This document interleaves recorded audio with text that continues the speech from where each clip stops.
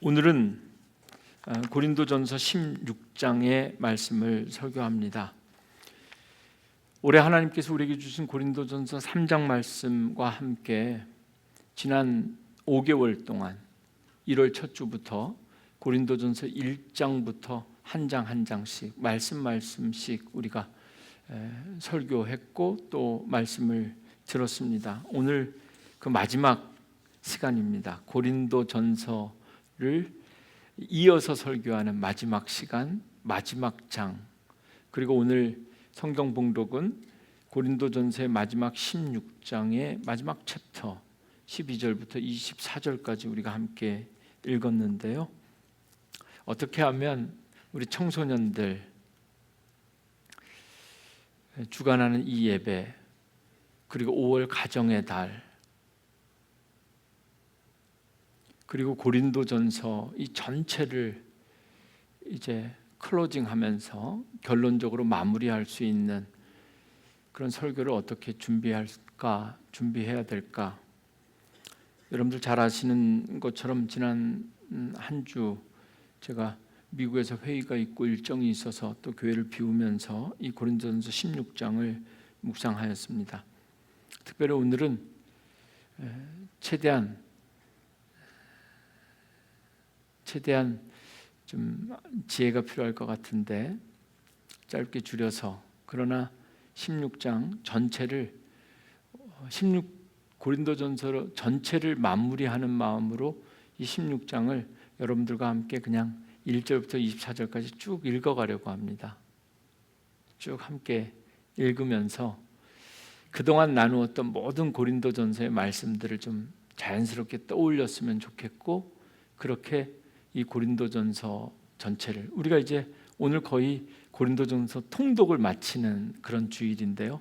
함께 쭉 읽으시면서 제가 이해하고 또 제가 아는 한도 내에서 필요한 말씀들을 간략히 소개하려고 합니다. 고린도전서는 크게 두 묶음으로 나뉘게 됩니다. 여러분들 성경을 딱 보시면 소제목이 그렇게 나뉘어져 있어요. 그런데 고린도전서를 오랫동안 연구한 전문가들의 주석서를 보면 고린도전서가 세 묶음으로 나뉘어서 설명되고 있음을 확인할 수가 있는데요. 이 세 가지가 서로 조금 주제가 다른 것 같아서 모든 설교하시는 목사님들이나 모든 분들이 이 고린도전서 16장 전체를 어떤 하나의 주제를 가지고 설교하기는 쉽지 않다. 그래서 하려면 세 번에 나눠서 설교해야 될 그런 본문 텍스트인데요. 오늘 그냥 쭉 함께 읽으면서 하나님께서 저에게 그리고 오늘 우리 교회에 주신 세 가지 묵상의 주제를 나누려고 합니다. 오늘 설교 제목은 우리 주여 오시옵소서, 영어로는 Come Lord인데요. 우리가 잘 아는 마라나타라는 말입니다. 설교 제목은 먼저 소개해 드릴게요.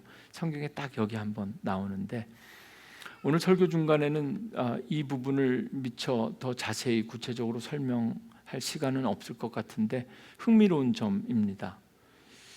지금 사도 바울은 고린도 교회에 편지를 쓰고 있는데요. 사도 바울이 쓰는 편지의 그 언어는 헬라어입니다. 그리스어. 그런데 이 마지막에 이 마지막 장, 마지막 편지를 마무리하는 장면에서 갑자기 사도 바울은 본인이 편지 전체를 써내려가는 그 랭귀지, 그리스어를 쓰지 않고 예수님께서 사용하셨던 언어, 아람어를 사용하십니다. 그것이 바로 마라나타. 우리 2부 예배 찬양팀 이름이 마라나타인데요. 우리 한국말로는 마라나타 이렇게 알려져 있지만 그 아람어를 정식으로 사용하고 발음하는 분들은 마라나아타 또는 마라나다, 발음이 조금 우리가 알고 있는 것과는 조금 다를 수도 있는데요. 오늘 한글 개역 성경으로는 우리 주여 오시옵소서 이렇게 됐지만 최근에 번역된 성경에는 보니까 아예 여기에 마라나타 이렇게 썼더라고요. 마라나타 주여 오시옵소서. 마치 사도 바울이 예수님께서 사용하신 아람어를 그대로 사용한 것처럼 한국말로 모든 것을 번역하더라도 마라나타, 그 의미는 그대로 살린 거죠. 이제 오늘 고린도전서 16장 마지막 장의 마지막 설교, 마라나타 우리 주여 오시옵소서라는 제목으로 우리 설교하면서 말씀드린 것처럼 1절부터 한 절씩 우리 다 함께 읽겠습니다. 화면 보시면서 고린도전서 16장 1절 말씀입니다. 함께 읽으실까요? 시작.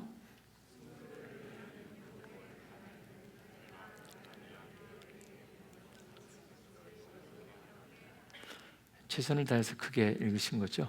네.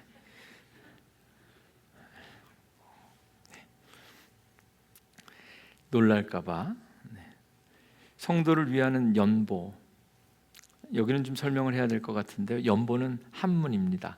요즘 교회에서는 거의 쓰지 않는데 연보가 뭐죠? 들어보셨어요? 청소년 청년들 눈치로 알 수 있을 것 같은데 연보가 뭐죠?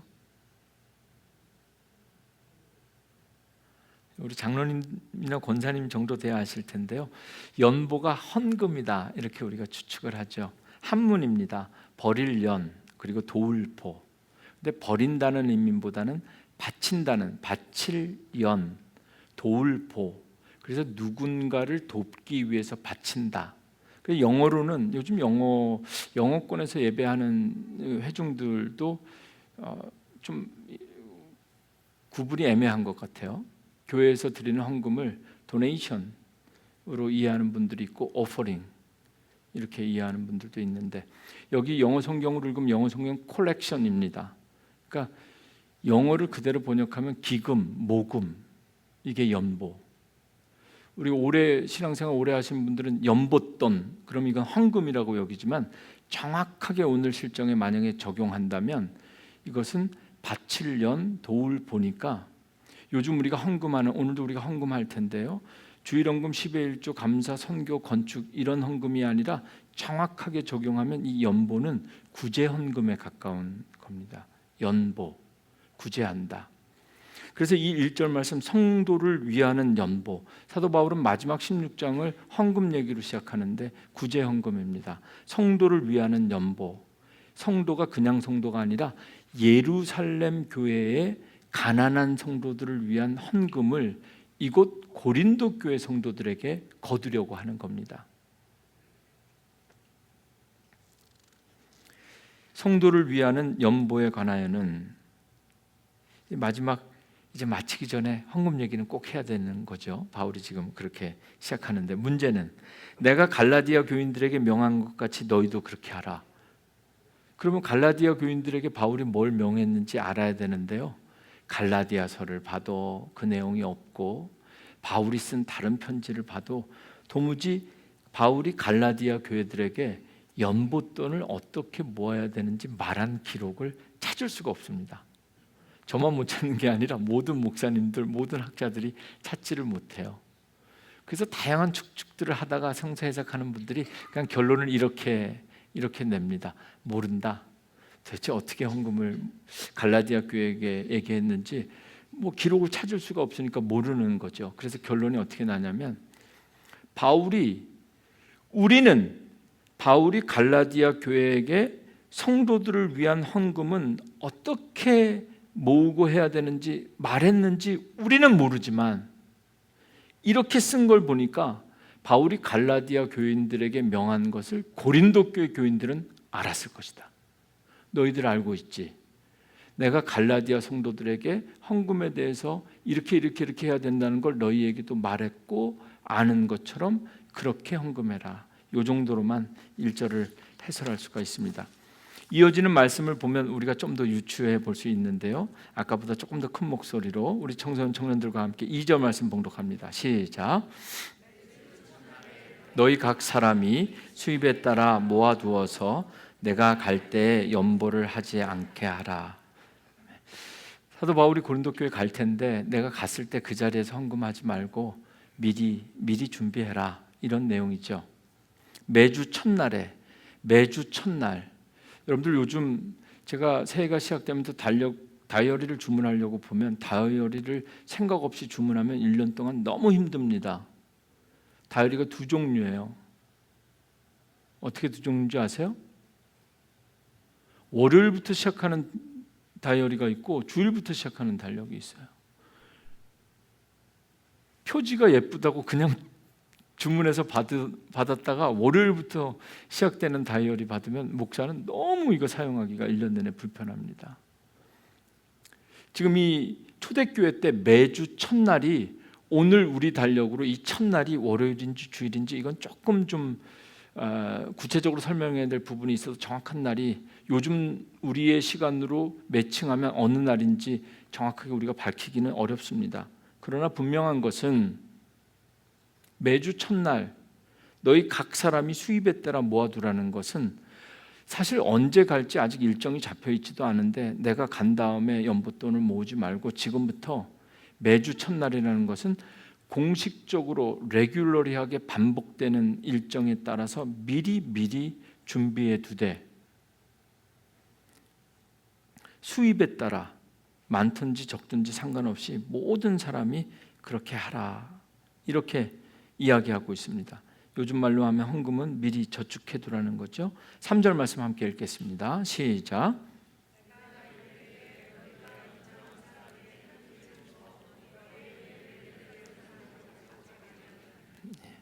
사도 바울은 헌금을 하는 거 모으는 것도 중요하지만 헌금을 보내는 것도 되게 중요하게 여긴 것 같아요. 요즘 우리는 온라인으로 헌금하죠. 아예 제가 잘 확인은 못하는데요.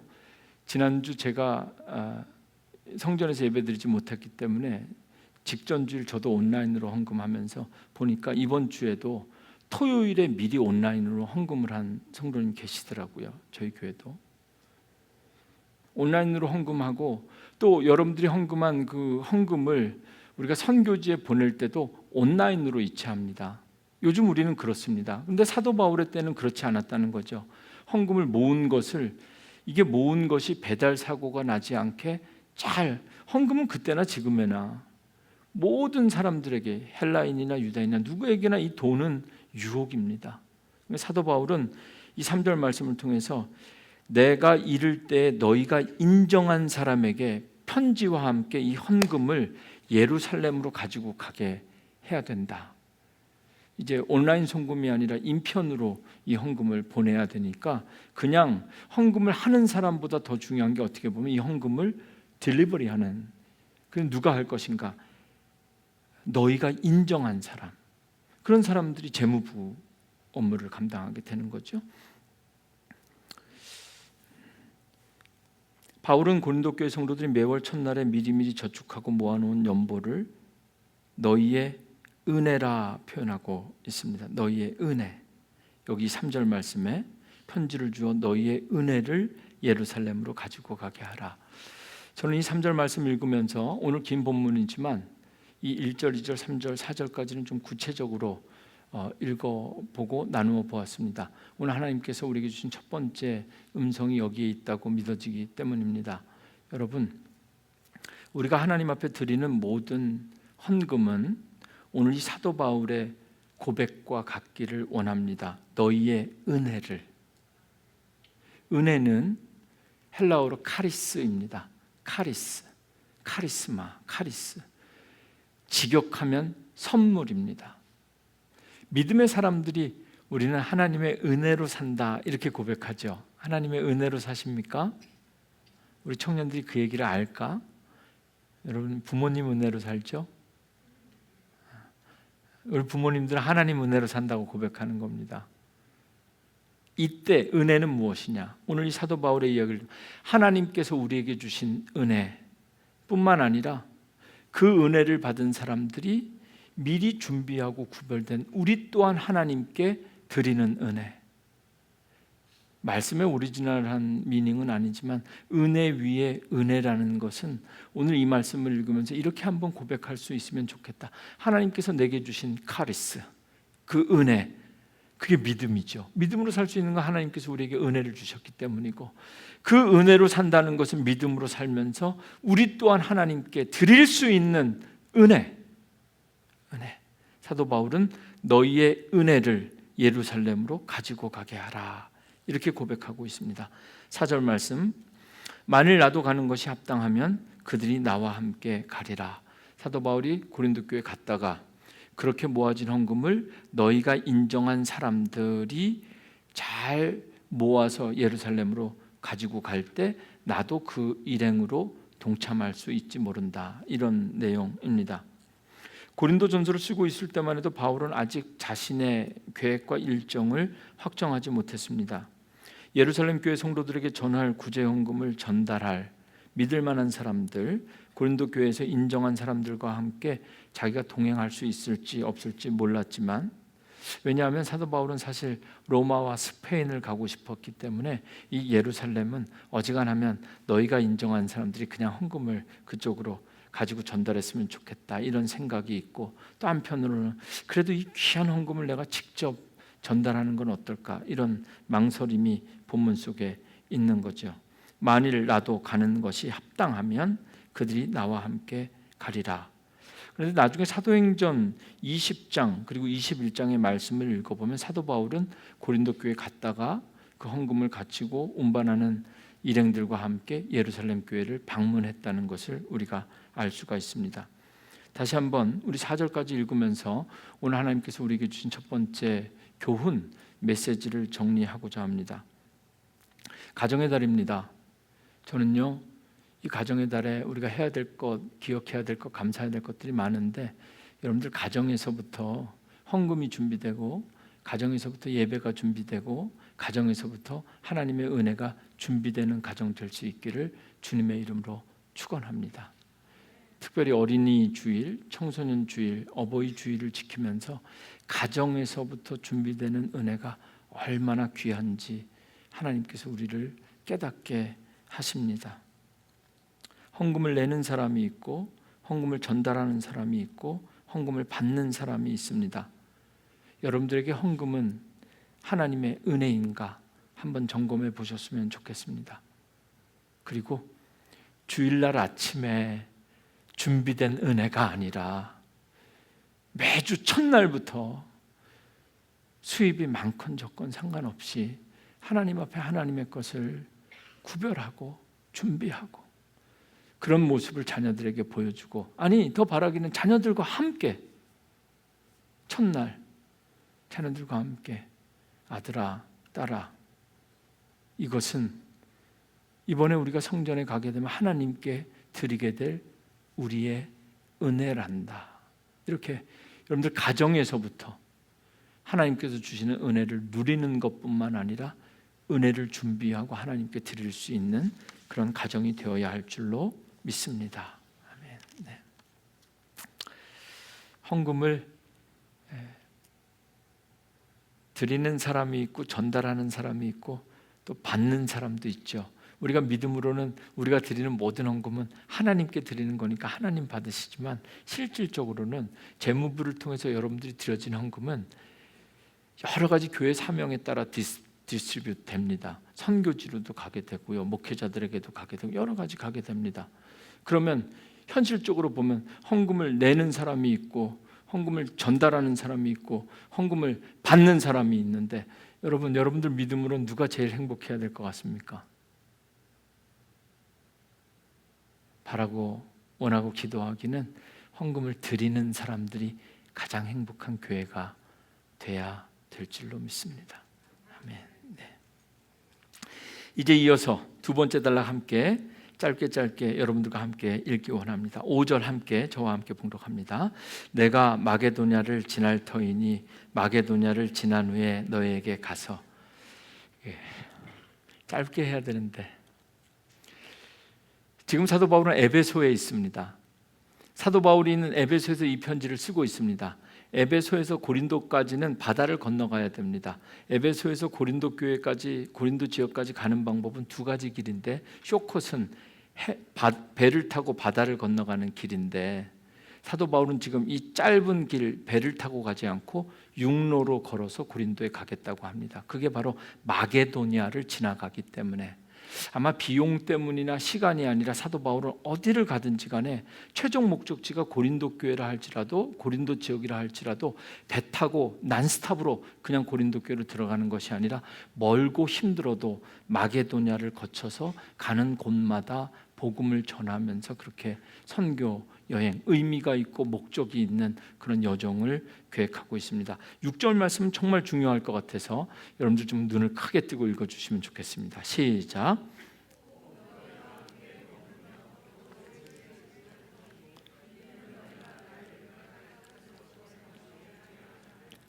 제가 여러분들에게 좀 솔직하게 좀 여쭤볼게요. 고린도서 참 많이 읽었는데 이 16장 6절 말씀 무슨 얘기인지 명확하게 클리어하게 이해가 되세요? 제가 다시 한번 읽어드릴게요. 혹시 너희와 함께 머물며 겨울을 지낼 듯도 하니 이는 너희가 나를 내가 갈 곳으로 보내어 주게 하려 함이라. 이게 대충 뉘앙스는 알겠는데 이거는 제 생각입니다. 한국말로 번역한 개역개정 번역한 분이 지나치게 은혜스럽고 거룩하게 번역해서 우리가 무슨 말인지 잘 몰라요.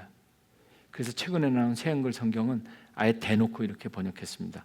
제가 보여드릴게요. 새한글 성경 고린도전서 16장 6절 말씀 한번 읽어보실까요? 우리 청소년 청년들이 한번, 이 새한글은 청소년들에게 잘 어울리는 버전이니까 청소년 청년들이 크게 시작.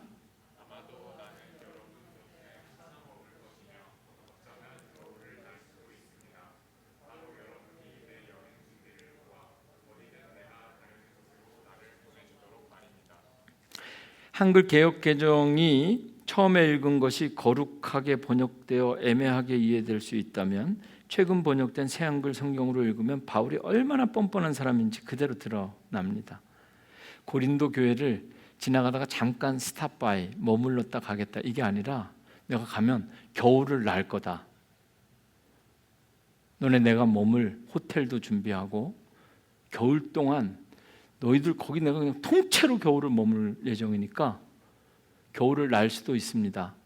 바로 여러분이 내 여행 한참을 머물 것. 이게 참 고린도 교회는 저 말을 들으면서 얼마나 부담스러웠을까.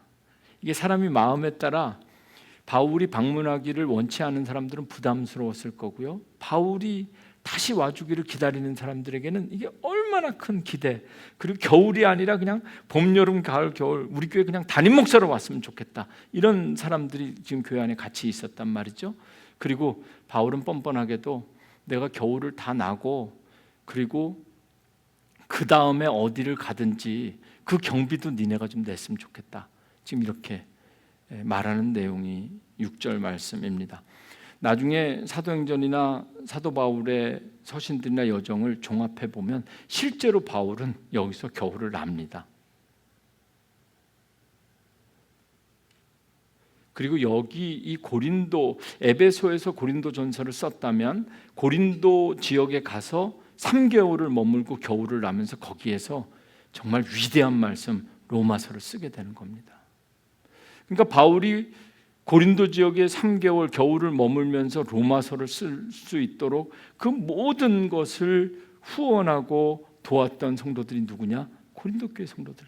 그리고 그 다음 바울의 선교 여정을 풀리 서포트했던, 여러분 우리가 뭐 바울 텐트 메이커다, 자비랑 선구였다 이렇게 여러분 알고 계시죠? 바울은 이렇게 뻔뻔한 사람입니다. 어디 가서든지 내가 겨울 날 테니까 다 준비해라 이렇게 말했던 사람입니다. 제가 이 말씀을 읽으면서 바울과 고린도 교회의 이 모습을 이렇게 정리해 보았습니다. 바울과 고린도 교회는 당당하게 요구하고 당연하게 섬기는 하나님의 동역자들이었다.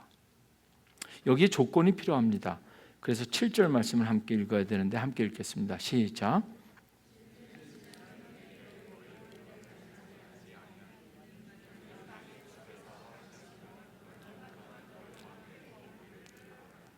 (6절) 말씀이 똑같이 반복되는 말씀이죠. 지나가다가 슬쩍 지나가다가 잘 있나 보는 게 아니라 그냥 그런 거 난 원하지 않고 그냥 대놓고 눌러 앉아야 되겠다 이 이야기를 하는데 똑같은 말씀인 것 같은데 이 7절 말씀에서 밑줄을 그어야 되는 것은 만일 주께서 허락하시면. 바울이 제가 좀 표현을 거칠게 뻔뻔하다라고 했지만 당당하게 너희들 나를 도와라, 후원해라, 당당하게 말할 수 있었던 것은 주께서 원하시는 것이, 내가 원하는 것이 아니라 이 길이 주께서 원하시는 길임을 확실하게 확신했기 때문에 하나님의 동역자들이 서로에게 당당한 것을 요구하고, 오늘 일부 예배 교사들 영상으로 쫙 들어와서 예배 드릴 때 교사들에게 이 이야기 했습니다. 교사들 하나님의 동역자들인데 담임 목사인 저나 우리 교회 성도들에게 교회 학교 뭐 할 때 필요한 거 있으면 당당하게 요구해라. 주께서 원하시는 일이라는 확신이 있으면 교사들 당당하게 요구해라. 뭐 찔끔 뭐 목사님, 뭐 권사님 사탕이나 조금 좀 도와주실 수 없어, 이렇게 하지 말아라. 당당하게 이만큼 필요합니다. 그리고 그런 요구를 받을 때마다 당연하게 하나님의 동역자도 이건 감당한다. 이 부분이 오늘 이 긴 말씀 두 번째 하나님께서 우리에게 주시는 하나님의 교훈이고 메시지라고 여겨집니다. 하나님의 동역자들은 내 뜻대로 내 마음대로 막 요구하고 그런 게 아니라 주께서 원하시면 당당하게 요구하고 당연하게 섬길 수 있는 그런 교회가 되기를 주님의 이름으로 축원합니다. 8절부터는 제가 좀 빠른 속도로 읽겠습니다. 8절, 내가 오순절까지 에베소에 머물려 함은, 9절, 내가 광대하고 유효한 문이 열렸으나 대적하는 자가 많음이라. 바울에게 광대하고 유효한 문, 이것은 바울의 넓은 선교적 스펙트럼이었고, 그에게 이 광대하고 유효한 문은 바울의 선교적 비전이었습니다. 그러나 바울에게는 그의 선교를 풀리 서포트한 동역자들만 있었던 것이 아니라 대적하는 자들, 늘 시비 걸고 꼭 가야 돼, 모아야 돼, 매월 첫날 그걸 구별해야 돼, 꼭 겨울을 여기서 통째로 놔야 돼, 났으면 됐지 가는 것까지 우리가 후원해야 돼, 이런 사람들 많았습니다. 심지어 죽이려고 달려드는 사람들도 있었습니다. 하나님의 일을 하는 사람들에게는 호기만 있는 것이 아니라 위기도 함께 있는 겁니다. 10절, 디모데가 이르거든 너희는 조심하여 그로 두려움이 없이 너희 가운데 있게 하라. 이는 그도 나와 같이 주의 일을 힘쓰는 자임이라. 11절, 그러므로 누구든지 그를 멸시하지 말고 평안히 보내어 내게로 오게 하라. 나는 그가 형제들과 함께 오기를 기다리노라. 12절 말씀 함께 봉독합니다. 시작.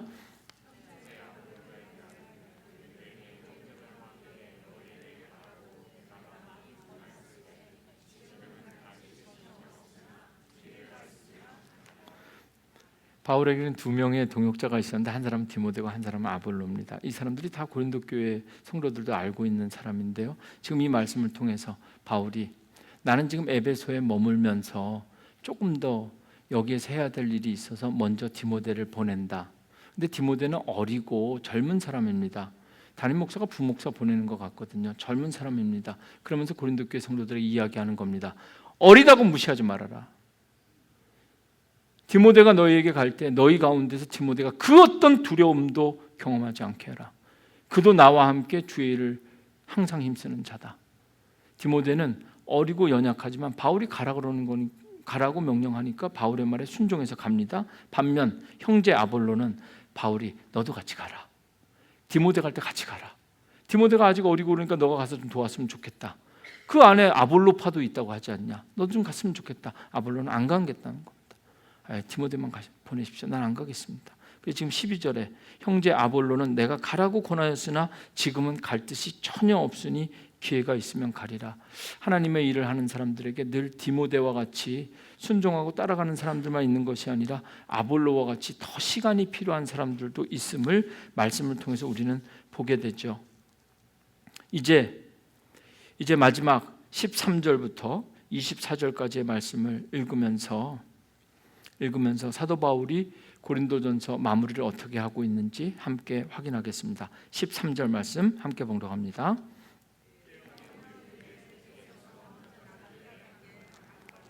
깨어 믿음에 굳게 서서 남자답게 강건하라. 사실 이 성경에서 남자답게는 한글 개역 성경에만 나옵니다. 원어로도 읽어보면 왜 남자답게가 나오는지 저도 모르겠어요. 오히려 최근 번역은 용기 있게 강건하라. 이것을 남자들이 좀 더 용기 있어 보이나 보죠. 오늘 청소년 청년들 보니까 다 여자들이 나와서 하던데, 이 남자답게는 한국말로는 남자답게라고 번역된 건 그 남자들이 갖고 있는 외형적인 것 때문에 그렇습니다. 그러니까 바울이 마지막으로 권면하는 건 이 외형적으로도 좀 용기 있게 좀 그렇게 행동해라, 이런 이야기고, 그 다음 강건하라는 같은 말인 것 같은데 이건 내면적인 강건함을 이야기하는 그런 의미입니다. 깨어 있어라, 믿음에 굳게 서 있어라, 용기를 내라, 그리고 영적으로 강건해라. 14절 말씀 시작. 너희 모든 일을 사랑으로 행하라. 15절 말씀 봉독합니다. 시작. 스데바나의 집은 곧 아가의 첫 열매요 또 성도 섬기기로 작정한 줄을 너희가 아는지라. 내가 너희를 권하노니. 15절 말씀, 우리가 잘 스데바나가 누군지 잘 모르고 만난 적도 없고 제가 설명해 봐야 여러분들 별로 은혜도 못 받을 텐데, 여기서 중요한 건 스데바나가 아니라 스데바나의 집입니다. 집은 가정이라는 얘기거든요. 여러분들의 삶이 아니라 여러분의 가정이 첫 열매가 되어야 된다. 아가의 첫 열매요. 이 편지의 마지막에 사도 바울은 여러 가정 중에 스데바나의 가정을 소개하면서 스데바나의 가정이 아가의 첫 열매다. 여러분, 이 가정의 달에 여러분들의 가정에 주시는 첫 열매가 있기를 주님의 이름으로 축원합니다. 자녀가 될 수도 있고요. 그리고 여러분들 가정에 하나님 주시는 열매들이 여러분들이 믿음으로 고백할 수 있는 것들이 참 많을 수 있습니다. 사도 바울은 어떻게 고백하느냐? 16절. 왜 스데바나의 집이 아가의 첫 열매가 되었는지 16절에 설명하고 있어요. 16절 말씀 함께 읽겠습니다. 시작.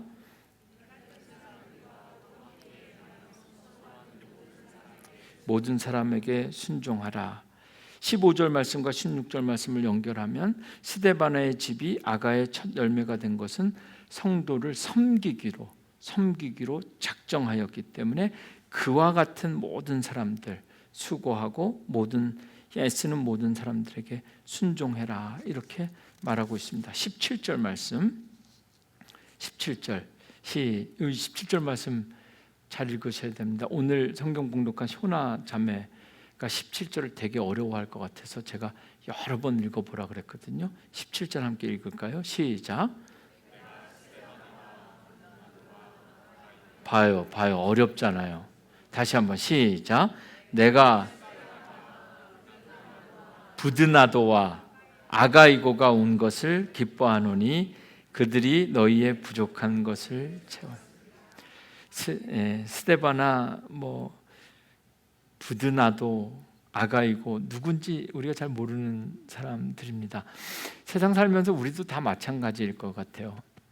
저도 여러분도 세상에 나가면 별로 그렇게 이름이 쉽다고 기억되고 이름이 어렵다고 잘 몰라. 우리 그렇게 존재감이 그렇게 크지 않습니다. 그러나 중요한 것, 하나님의 동역자들은 부족한 것을 채울 줄 아는 사람들이어야 된다는 것. 이름은 기억되지 않아도 사도 바울이 이 편지 마지막에 기억하는 사람들, 부족한 것을 채워줬던 사람들, 하나님의 동역자가 된다는 것은 이런 의미에서 함께 힘을 합쳐서 뭔가 큰 일을 막 건축하고 막 이런 거 세우는 거, 거기 그 전에 먼저 서로 부족한 것을 채우는 사람들이 하나님의 동역자라는 것을 보게 됐죠. 18절 말씀. 그들이 나와 너희 마음을 시원하게 하였으니 그러므로 너희는 이런 사람들을 알아주라. 여러분, 교회 나올 때마다 여러분들 마음이 시원해졌으면 좋겠습니다. 아멘. 아니신가 봐요. 여러분들 마음이 시원해졌으면 좋겠습니다. 답답하던 마음이 그래도 성전에 나오면 시원해졌으면 좋겠습니다. 끝까지 아니신가 봐요. 마음이 시원해져야 되잖아요. 아니, 예배 끝나고 집으로 돌아가면 또 깝깝한 한이 있더라도 여기 나오면 시원해져야 되는데 저 때문에 청소년들이 예배 앞에서 찬양할 땐 시원한데 갑자기 화면이 바뀌면서 답답해질 수도 있는 거죠. 이 18절의 이 말씀을 제가 원어로 살펴보니까요, 이 한국말 성경은 마음을 시원하게 하였으니 마음이라고 번역했는데, 이 마음이 헬라어로는 푸뉴마입니다. 제가 확신하는데 다음번 버전 성경에서는 이거 번역 바뀔 겁니다. 그들이 나와 너희 마음이 아니라 그들이 나와 너희 영을 시원하게 하였으니. 여러분, 교회는 올 때마다 속회를 통해서, 선교회를 통해서 우리가 마음이 시원한 것도 있지만 속회 편성표를 딱 보면서 마음이 꽉 막히는, 이번에도 또 한 텀 죽었구나, 나보고 어쩌란 말인가, 이럴 수도 있죠. 신앙생활하면서 교회가 책임져야 될 것은 마음이 아니라 영입니다. 영혼이 잘된 같이 범사가 잘 되는 것. 함께 기도하시죠. 그리고 함께 노력하시죠. 우리 교회가 나올 때마다 우리 영혼이 시원해지고 맑아지는 그런 교회가 되어야 될 줄로 믿습니다. 19절, 아시아의 교회들이 너희에게 문안하고 아굴라와 브리스가와 그 집에 있는 교회가 주 안에서 너희에게 간절히 문안하고, 20절, 모든 형제도 너희에게 문안하니 너희는 거룩하게 입맞춤으로 서로 문안하라. 거룩한 입맞춤 하나만 설명드리면요, 요즘 이 한국 사람들이 이렇게 거룩하게 입맞추는 거 익숙치 않죠. 우리 유럽이나 남미나 가면 서로 입맞추는 건 익숙합니다. 이 편지를 쓰고 받고 있는 초대교회는 거룩한 입맞춤이 정말 중요했습니다. 오해하지 말아야 될 것은, 처음 시작된 교회 공동체 안에서 시작된 거룩한 입맞춤은 남자와 남자가, 여자는 여자끼리 그렇게 거룩하게 입맞춤했어요. 그런데 사도 바울이 말하는 이 거룩한 입맞춤은 특별히 어떤 걸 상상하셔야 되냐면요, 믿음 생활, 신앙생활 하다가 갑자기 시험 들고 그래가지고 교회를 떠났다가 말이죠, 본인의 죄를 참회하고 돌아오는 사람이 있으면, 요즘 우리 새 가족들은 이렇게 소개하고 환영하고 찬양 한번 불러주잖아요. 그게 아니라 이 고린도 교회나 초대교회는 믿지 않은 사람이 돌아오거나 떠나갔던 사람이 다시 돌아올 때는 반드시 성도들이 찾아가서 거룩한 교제를 나누었다는, 거룩한 입맞춤을 나누어, 그렇게 해야, 그 초대교회 역사를 보면 거룩한 입맞춤의 전통이 아직도 캐톨릭에선 그대로 남아있는데, 그 전통이 우리 초대교회 속에서는 크게 두 가지로 기억되어집니다. 교회를 떠났던 사람들이 돌아올 때는 반드시 거룩한 입맞춤으로 참회하며 서로 용서하면서 안아주는 게 있고, 두 번째 전통은 어디냐면 성찬식입니다.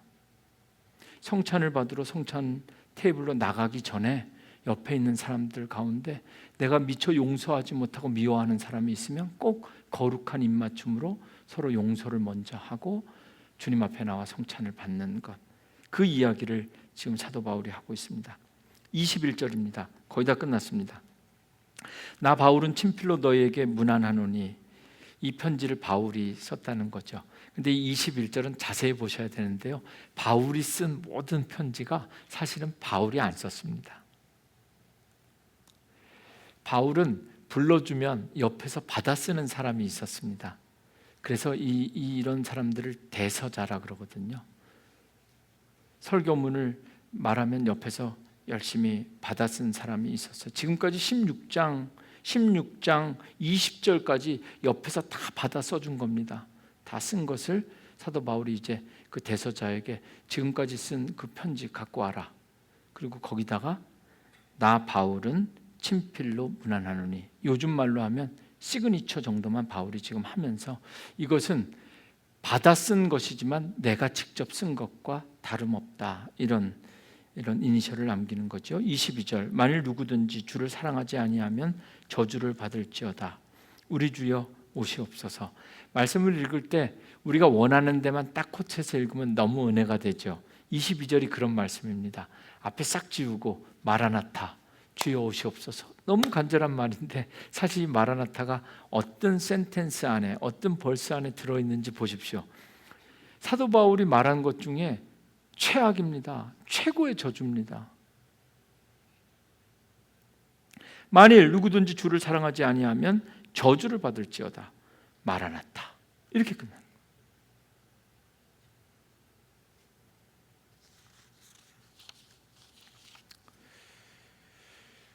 이제 말씀 마무리합니다. 마지막 말씀을 통해서 해석하기보다는 이 말씀으로 여러분들 가정을 축복하려고 합니다. 마라나타, 여러분의 가정에 주님께서 함께 하십니다. 마라나타는 우리가 아는 것처럼 하나의 용도가 아니라 두 가지 용도로 쓰입니다.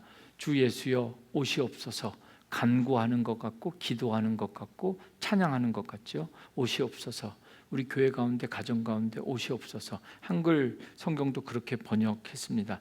근데 실제 이 마라나아타, 이 아람어는 간구하는 것이 아니라 선포하는 의미도 있습니다. 예수님이 여러분과 함께 하십니다. 이미 오셨습니다 라는 겁니다. 마지막으로, 정말 마지막으로 여러분에게 묻고 싶습니다. 여러분, 마라나타 하실 수 있겠습니까? 이거 생각보다 대답이 쉽지 않을 수 있어요. 지금 당장 여러분의 가정에 주님께서 오셔도 되겠습니까? 임채영 권사님, 한 이틀만 시간 주셔야 될 것 같은. 마라나타, 다시 오실 주님을 기다리면서 언제 오셔도, 주님 언제 오셔도 나는 준비가 되어 있는 사람들. 여러분, 고린도전서 26장은 마라나타로 끝납니다. 사도 바울이 고린도 교회를 향해서 너희에게 마라나타, 마라나타, 마지막에 끝까지 독설 아닌 독설, 주를 사랑하지 않는 자들에겐 저주가 있을지어다, 마라나타, 이렇게 말할 수밖에 없는 이 바울의 심정. 우리 교회 그리고 여러분의 가정에 마라나타 기도할 때 주여 오시옵소서, 마라나타의 의미를 제대로 안다면 정말 지금 당장 이 모습 그대로 주님께서 나에게, 우리 가정에게 오셔도 될까? 여러분, 마라나타 하실 수 있겠습니까? 사도 바울이 마지막 23절, 24절 고린도 교회 성도들을 축복하는 말씀으로 여러분들 축복하려고 합니다. 주 예수 그리스도의 은혜가 너희와 함께 있고, 아멘. 24절, 나의 사랑이 그리스도 예수 안에서 너희 무리와 함께 할지어다, 아멘. 여러분, 그동안 고린도전서 1장부터 16장까지 함께 여러분들과 함께 말씀을 읽고 전할 수 있어서 참 감사한 지난 5개월 시간이었습니다. 마라나타, 언제쯤 주님께서 우리 가운데 오실지 알 수 없으나 늘 깨어 준비하고 기도하는 마라나타. 여러분들 가정에 예수님께서 오십니다. 예수님께서 함께 하실 줄로 믿습니다. 예수로 충만한 가정 되기를 원합니다. 이제 제가 기도하고 또 드려진 준비한 예물 드릴 텐데요, 우리 청소년 청년들이 다 나오셔서 헌금 특송하고 우리 청년들과 함께 예배를 마치려고 합니다. 기도하겠습니다.